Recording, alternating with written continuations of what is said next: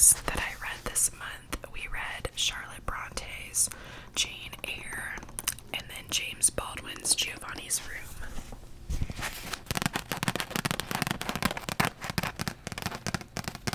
I'm actually gonna take this off. Y'all, I need to wash my hair so bad. I tried to put in dry shampoo, but I don't think it did shit because it's so bad. Anyways, alright guys, let's get into it. Bronchitis is still kicking, y'all. Okay, so the first book that I read was Jane Eyre. Just ignore me, accept me as I am. Love you guys. So, Jane Eyre is actually a classic novel that I had to read in high school back in the day. And I remember I had this teacher from Macedonia, and she was just like, Jane Eyre. Like, she had like a certain accent about her. And she was just like so passionate about this book. And no one in the class really understood why. So we would like make fun of her, like behind her back. You know what I mean? I know that's so mean, but yeah. Anyways, I loved her. So this book, I took lots of active reading notes in it, and I know I had a viewer request me talking about that, so I'm definitely going to be doing that today. I will give like a short summary if you guys have never read Jane Eyre or are interested in reading a piece of classic literature but aren't sure where to start. I can't really speak on that as I've not read like a ton of classic literature, but I will say that this book is very, the language can be a little bit difficult to understand as you're getting into it, but if you have that kind of brain, if you keep pushing and you keep going, it'll become like second nature in a way, and it'll seem like it's modern language, if that makes sense. So just give it a chance, and it gets really good. So this book is from the perspective of Jane herself and all of her journeys and situations that she's going through. So she is an orphaned child, and she starts off at a like an estate, I believe, with what are their names? Why am I forgetting their names? Oh, the estate is called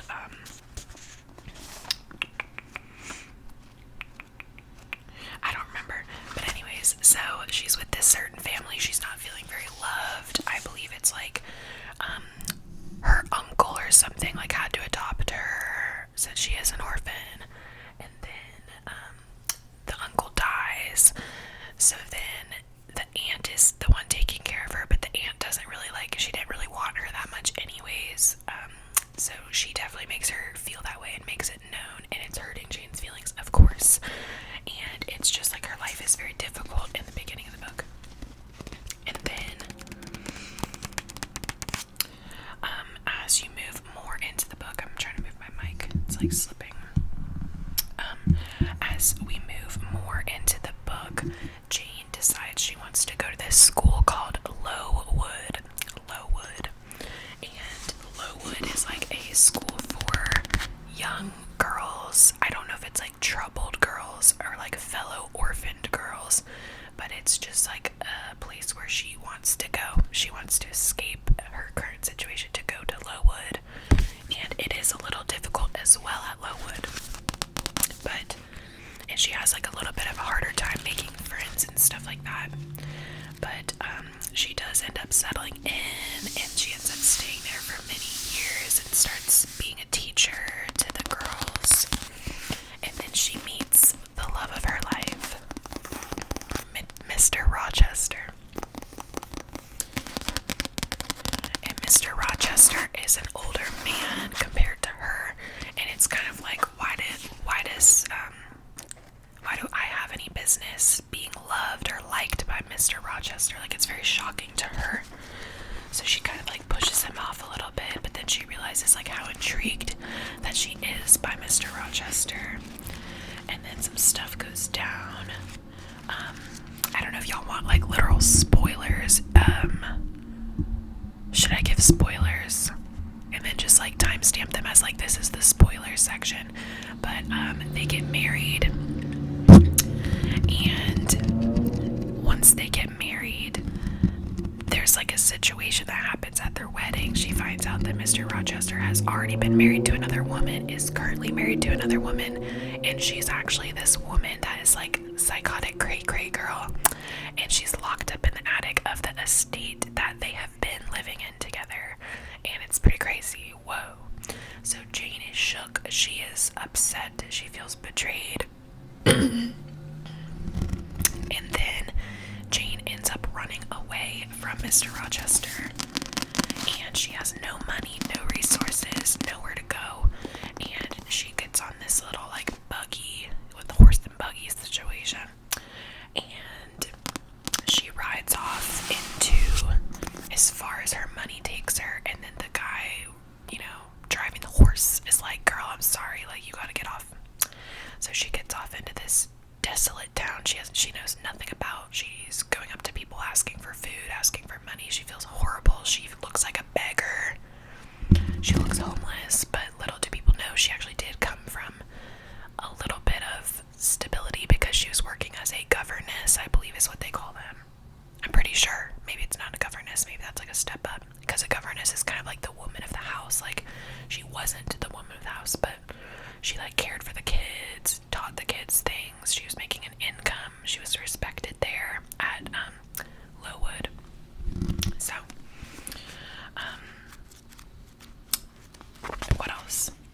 And then she ends up like finding a family in the middle of nowhere to take her in, and it turns out that it's like her actual family, like blood relatives. So and then that's a whole situation in itself. Her man is like, not her man, I think it's like her cousin or something, but her cousin is wanting to do missionary work in a different country, like overseas, and Jane is like kind of up for the wind, like whatever, she'll do whatever, but she doesn't want to marry him, and she knows that, which, like, why are we talking about marrying our cousins? I'm a little confused. Is that customary back then? Don't know, but a little funky. And she ends up like saying no, sorry, like, I'm not doing this, and she is like on the hunt for Mr. Rochester now because she misses him. Her soul aches for him, and she just like has to be with him again. So she finds him. This is literally the entire spoiler section, so if you're gonna read this book, sorry, you're already too far in. But she finds Mr. Rochester, and she goes back to the Lowood house. I believe it's the Lowood house. Anyways, that house was burnt down by one of the crazy residents. I don't know that it was the wife or not, I forget, or if it was like the girl.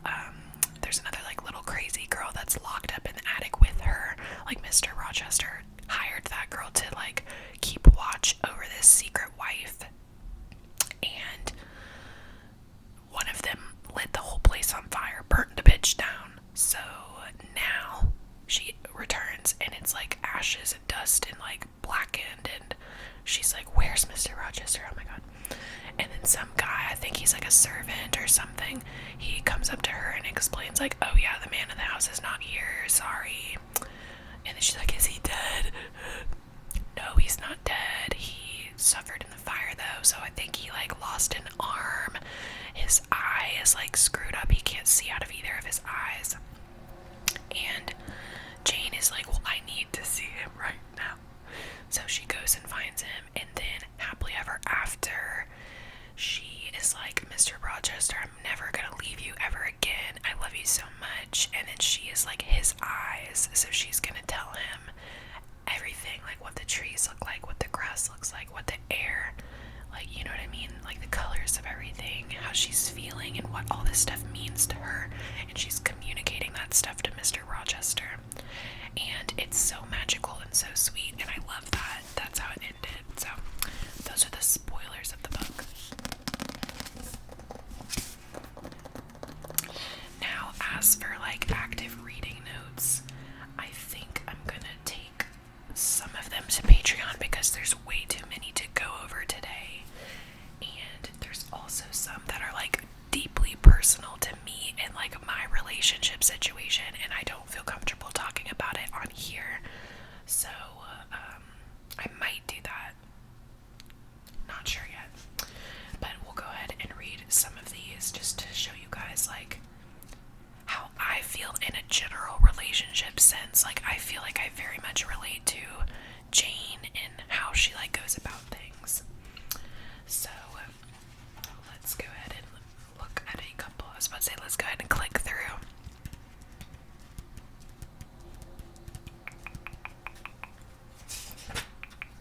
So some of the notes I took was like duty to bear, duty to endure, and this was about like she can't understand. It says, I could not comprehend this doctrine of endurance, and still less could I understand or sympathize with the forbearance she expressed for her chastiser. So like that's the kind of language that it is. It sounds very like out there and like snobby, but like I'm able to like dissect that and be like, oh, okay, this person is like purposely enduring pain, and Jane has a hard time understanding why someone would like purposely put themselves through something like that, but it's because a person feels the duty to endure something, to endure hardship and pain.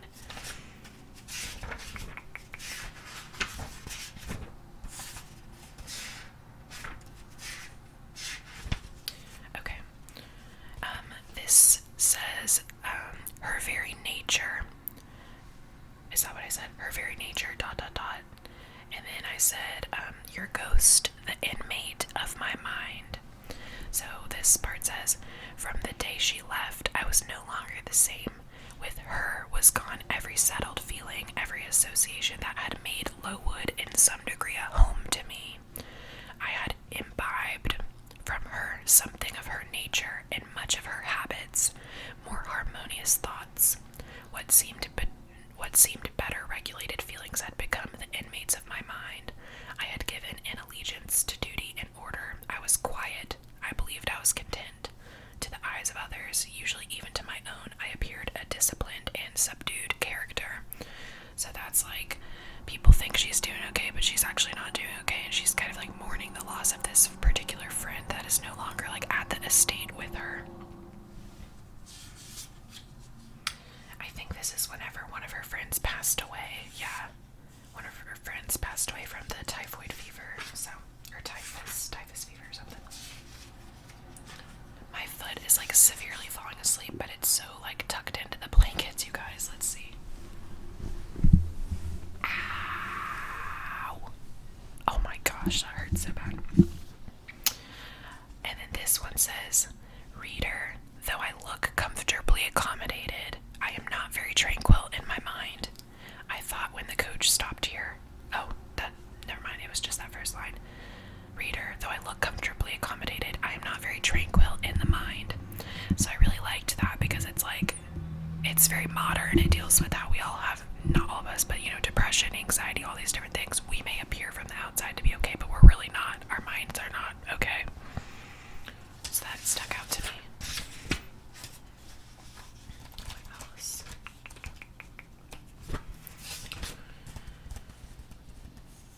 Okay. I think this is the part whenever she first encountered him. Let me read through a quick little second. A quick little second.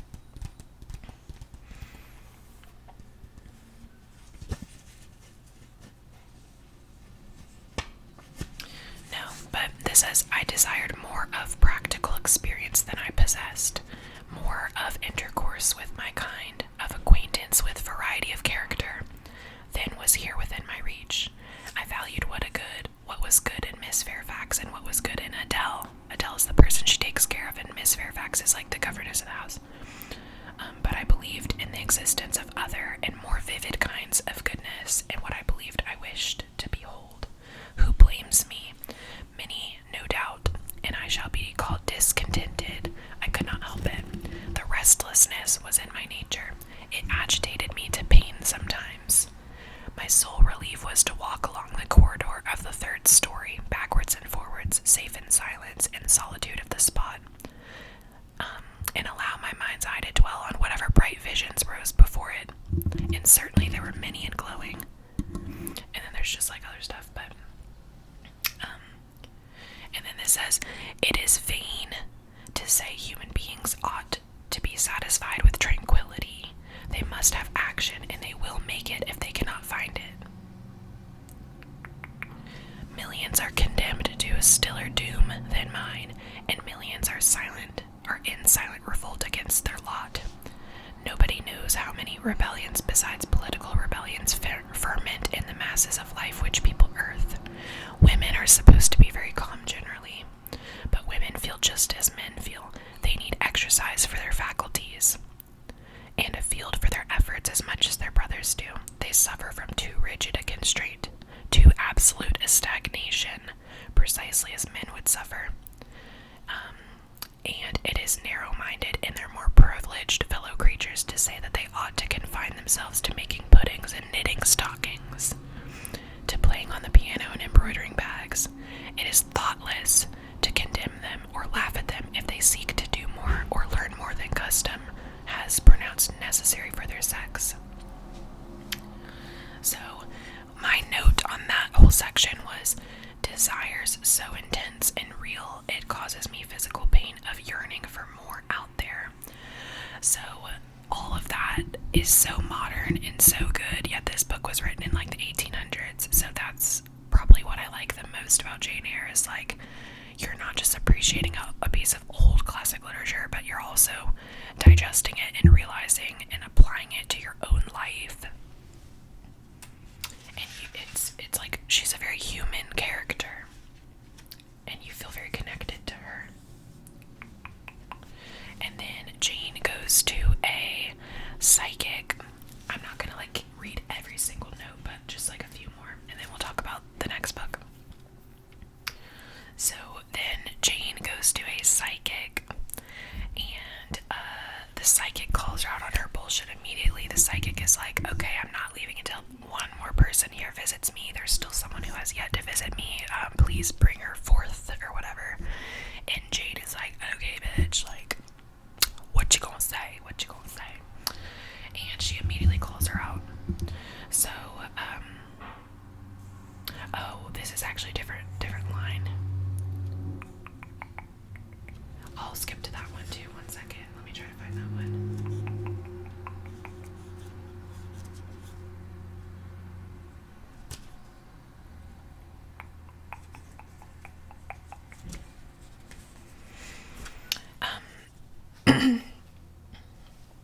Anyways, I'll get to that in a minute, but this part says, this is my note, seeing with spiritual eye before attempting to embody what is actually seen. So Jane, what she likes to do a lot of the times, it says, the subjects had indeed risen vividly on my mind.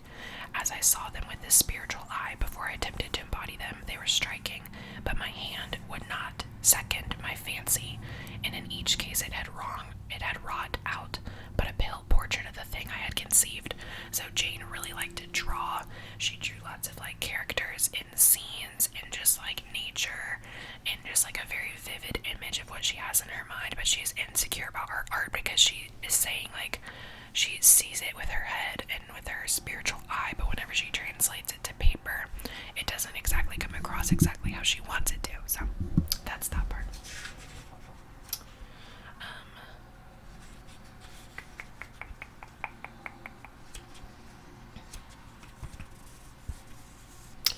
And then she meets Mr.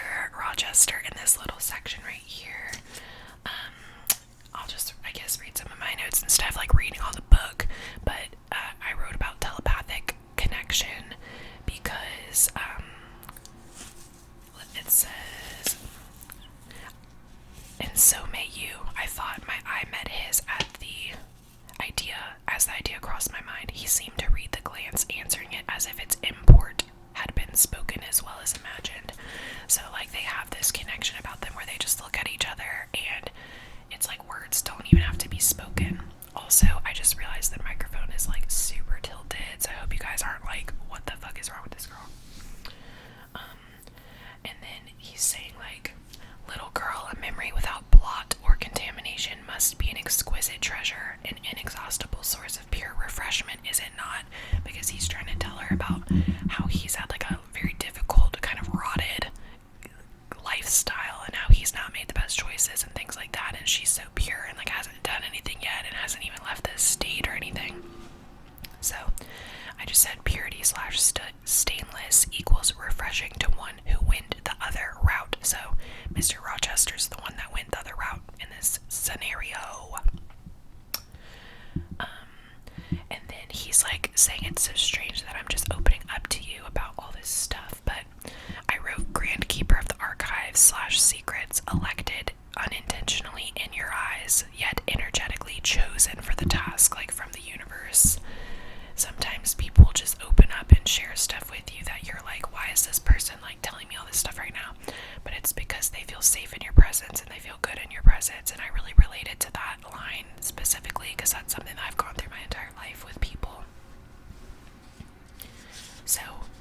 has that effect with Jane. I literally wish I could like read this whole book to you guys, like legit, like all the stuff that I made notes to, like the lines were very powerful, very good. So if you're interested, please read it. It's kind of a lot. This edition is like 600 pages. 681, 680, 682. But this also has like a little bit of a bigger print potentially. But anyways, and then this one was like commitment to old patterns, ironclad.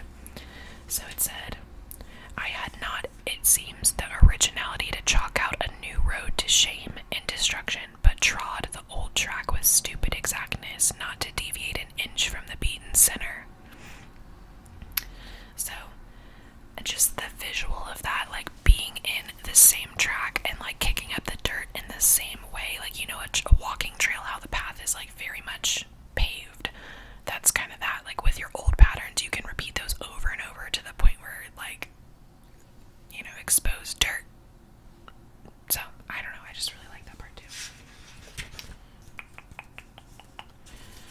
And then they're like talking or whatever, and it says, this is my note as well, acknowledging the peculiarity of the nature of the exchange, but pushing through with a careless ease, because selfishly it feels so beyond right, well, and calm. Because he's saying, strange, he exclaimed, suddenly starting again from the point. Strange that I should choose you for the confident of all of this, young lady. Passing strange that you should listen to me quietly as if it were the most usual thing in the world for a man like me to tell stories of his opera mistress to a quaint, inexperienced girl like you. So, but the last singularity explains the first, as I intimidated once before. You, with your gravity, considerateness, and caution, were made to be the recipient of secrets. So, relatable. So, I think that's going to be it for, like, reading the notes. There's still so much more, so I might do, like, a part 2 on Patreon. Maybe a part 2 on here if you guys are, like, super interested, but just let me know. I don't want to make it, like, exclusive if, do you know what I mean? I want everyone to, like, enjoy Jane Eyre, but alright. So, that's Jane Eyre. Long-winded, right?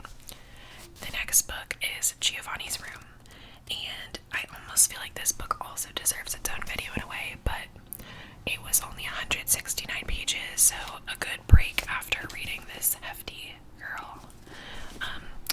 But this book was nothing like the girl described. Like, if you guys watched my either book haul or like talking about books, oh sorry, I just like knocked the camera out.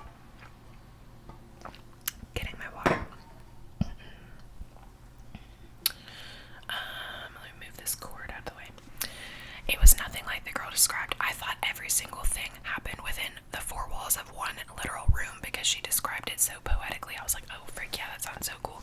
It's not. I mean, stuff does happen in Giovanni's room. So basically there's a boy named David, and he's an American, and he just is like not feeling his life. His dad, all of his, you know, troubles at home, his stepmom, everything.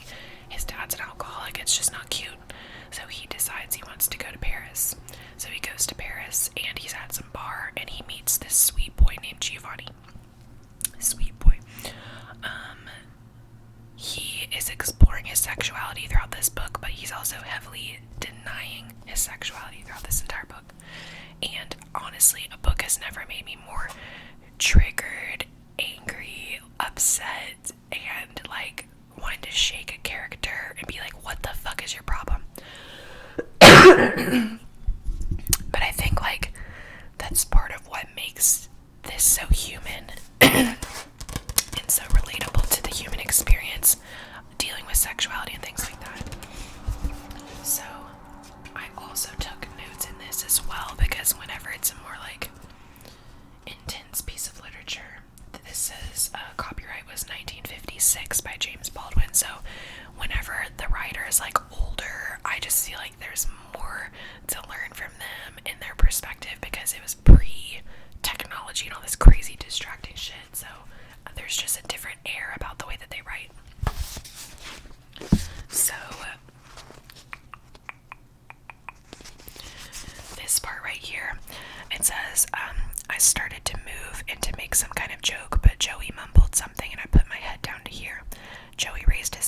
I lowered mine and we kissed, as it were by accident. Then, for the first time in my life, I was really aware of another person's body, of another person's smell. We had our arms around each other. It was like holding in my hand some rare, exhausted, nearly doomed bird, which I had miraculously happened to find. I was very frightened. I'm sure he was frightened too, and we shut our eyes. To remember it so clearly, so painfully tonight tells me that I've never for an instant truly forgotten it. I feel in myself now a dreadful stirring of what so overwhelmingly stirred in me then. Great thirsty heat and trembling and tenderness so painful I thought my heart would burst. But out of this astounding, intolerable pain came joy. We gave each other joy that night. So it did a little hard because I was like, oh. So just like realizing all these moments. These notes, I said, anything between now and my final bed is simply a series of choices in preparation of that final day. Because he said, now from this night, this coming morning, no matter how many beds I find myself in between now and my final bed, I shall never be able to have any more of those boyish, zestful affairs, which are really, when one thinks of it, a kind of higher or anyway more pretentious masturbation. So it's kind of like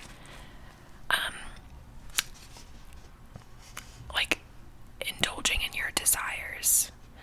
He's saying like it matters, but it also like doesn't really matter. So he's kind of like trying to dismiss his own pleasure and his own joy. Literally the entire book. It's kind of ridiculous, but it's understandable too at the same time, like hating a part of yourself so much that you're just like, you know, denying yourself any semblance of happiness that you could ever have. Y'all. Okay. And then another note I took was, we may think we want complete and total freedom, yet attaching ourselves to certain things makes us feel secure and safer than the bliss of freedom makes us feel.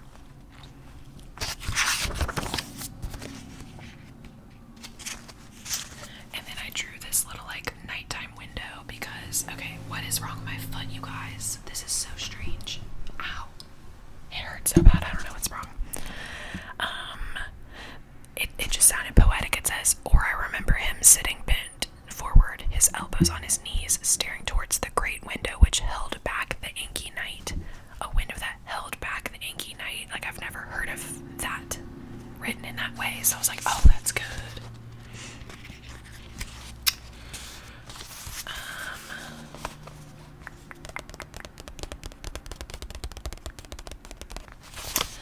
This says, Daddy, I said, and began to cry, and if speaking had been agony, this was worse, and yet I could not stop. And my father's face changed. It became terribly old at the same time. Absolutely helplessly young. Okay, what? And my father's face changed. It became terribly old, and at the same time, absolutely helplessly young. And I said the contrast existing all at once, both are equally real. So, like, seeing a person and seeing something switch within them, or like the way you're perceiving them switching in an instant because of a vulnerability that they reveal, or something like that. That line just kind of stuck out to me. And then this says, he meets this guy named Jacques. Then Jacques said something that surprised me. People are full of surprises even for themselves, if they have been stirred enough. Nobody can stay in the Garden of Eden, Jacques said, and then I wonder why. So I said, giving in to temptation is human nature, so chase the desire. I know the Garden of Eden, I think the Garden of Eden is like chasing a desire as well, but like nobody, whenever I think of it initially, it's like no one can stay within the pre-context of like the set storybook line of how things are supposed to go. So in this situation, like man and woman being together, like that's kind of like the Garden of Eden, but no one can stay in that forever, and he's like a fellow gay man, I believe, so you know, he's trying to hint at that for him, is how I picked up on that. And then this says, Jacques' garden was not the same as Giovanni's. Of course, Jacques' garden was involved with football players and Giovanni's was involved with maidens, but that seems to have made so little difference. Perhaps everybody has a Garden of Eden. I don't know, but they have scarcely seen their garden before they see the flaming sword. Then perhaps life only offers the choice of remembering the garden or forgetting it. Either or, it takes strength to remember. It takes another kind of strength to forget. It takes a hero to do both. People who remember court madness through pain, the pain of perpetually recurring death of their innocence. People who forget court another kind of madness, the madness of the denial of pain and the hatred of innocence. And the world is mostly divided between madmen who remember and madmen who forget. Heroes are rare. And I will say something about this book as well. I actually liked how short it was because it's interesting to see. Someone has said this before, this is not an original thought at all. Someone said on a book YouTube video that short books are interesting because you really get to see like the writer in their fullness and like what they can do to like massage the words and the language to make it like what it is in such a short period of time. Like how much power and emotion can you pack into your book given the limitations of word count and page number, you know? Then I said the way he looks at me has a way of stopping time. Giovanni looked at me, and this look made me feel that no one in my life had ever looked at me directly before. I hope he's not very dear to you, he said, because I think he's silly. Not a bad man, you understand, just a little silly.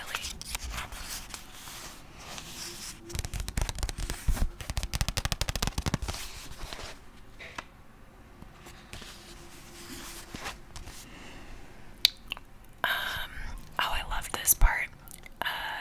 Then he's saying, oh, hang on. They're like at the bar, and people are starting to leave or something, and he's like, well, I said, feeling myself being led by Giovanni into deep and dangerous water. I guess people wait in order to make sure of what they feel. In order to make sure, he turned again to that invisible ally and laughed again. I was beginning perhaps to feel his phantom, a little unnerving, but the sound of his laughter in that airless tunnel was the most incredible sound. That last part. I wrote, the way your laughter fills an empty room and my soul at the same time. Like, someone is so powerful that they really just like, there's like a channel of time that stops and you're in that channel with them.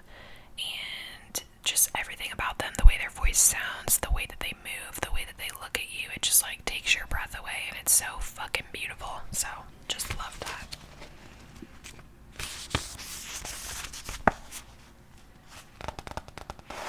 Oh, God, this shit hurts. It says, sometimes in the days which are coming, God grant me the grace to live them. In the glare of the gray morning, surmounted, eyelids raw and red, hair tangled and damp from my stormy sleep, facing over coffee and cigarette smoke, last night's impenetrable, meaningless boy, who will shortly rise and vanish like the smoke. I will see Giovanni again, as he was that night, so vivid, so winning, all of the light of that gloomy tunnel trapped around his head. So Giovanni's dealing with depression and things like that, but like, he saw life in Giovanni at one time, and he misses that light in that life that he saw within him. So I said, please, with everything in me, let me see him again like this.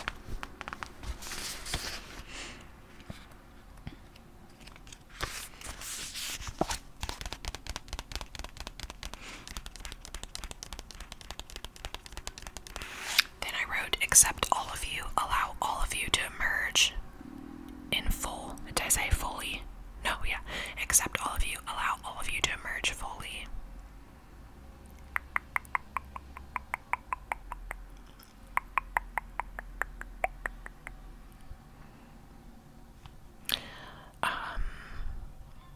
It says, love him, said Jacques with vehemence. Love him and let him love you. Do you think anything else under heaven really matters? And how long at the best can it last, since you are both men and still have everywhere to go? Only 5 minutes, I assure you. Only 5 minutes, and most of that Helios in the dark. Oh, actually, it's not Helios in the dark. Halos. I don't know French, whatever. And if you think of them as dirty, then they will be dirty. They will be dirty because you will be giving nothing. You will be despising your flesh and his. But you can make your time together anything but dirty. You can give each other something which will make both of you better forever. If you will not be ashamed, if you will not play it safe. So challenging yourself to let yourself feel and give into your desires, and don't hold back because of insecurity or what you think is right or what people think is right. Fuck the people, baby. You gotta do you. You gotta do you. This book will really teach you that. Then I just wrote, you're in my veins. For shame that I should be so abruptly, so hideously entangled with a boy. What was strange was that this was but one tiny aspect of the dreadful human tangle, occurring everywhere without end forever. So he realizes how much Giovanni has impacted him and how that is never going to go away, and it's like plaguing him.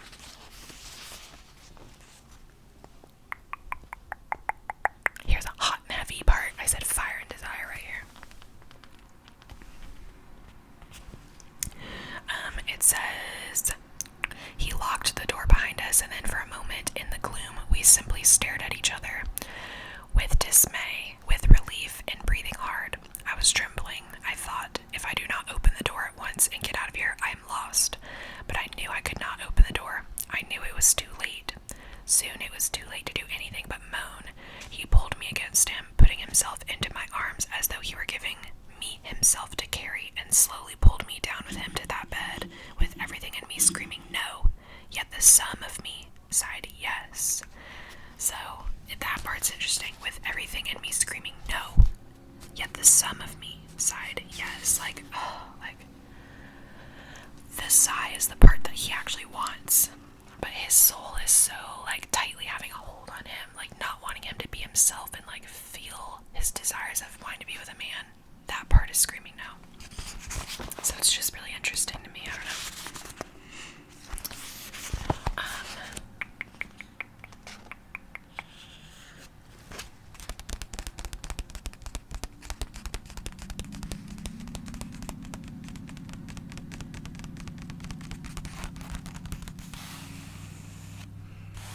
My heart flutters. My note. My heart flutters with pain from the familiarity of this truth behind this feeling and experience. Lonesome soul. So he's like giving the keys of this apartment to this landlord lady across the street, and he says, "Thank you." I say, perhaps. Oh, hang on. Never mind. The woman is like in the apartment or whatever. She's like touring it, checking the boxes to make sure everything's good and clean or whatever. And she puts out her hand, and he takes it awkwardly. Then she says, "Bon voyage, monsieur. Monsieur. I hope that you were happy while you were here, and that perhaps one day you will visit us again." She is smiling, and her eyes are kind, but now the smile is purely social. It is the graceful termination of a business deal. "Thank you," I say. "Perhaps I'll be back next year." She releases my hand, and we walk out the door. So in that, it doesn't sound that deep, but it's just like the part about the smile is purely social. It is the graceful termination of a business deal. Like whenever you're a person that experiences loneliness, even like regular human encounters, you can kind of attach like a more deep meaning to them than is really there, and it's kind of like a survival mechanism in a weird way to make you feel more connected to people if you don't get to connect with people very often, which I do this shit all the time. So then he kind of feels this like loneliness after that, you know, like remembering. Sometimes connecting with people is a remembrance of what you don't have. So I think that's gonna be it.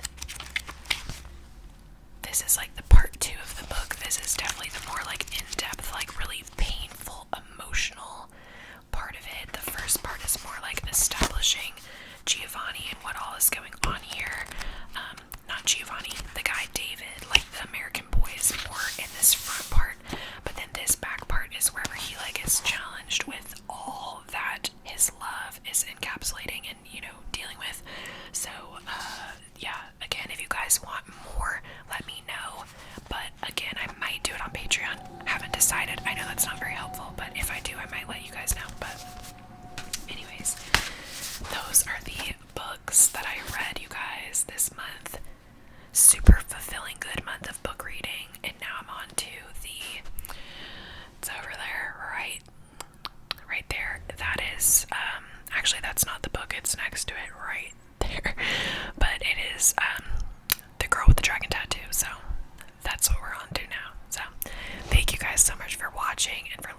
this super long-winded book review and everything like that. If you guys are liking this reading kind of content, let me know. I'm super enjoying it. It's honestly what I watch a lot on YouTube these days is book videos, plant videos, stuff like that. So I'll definitely be making more stuff surrounding those topics in the future.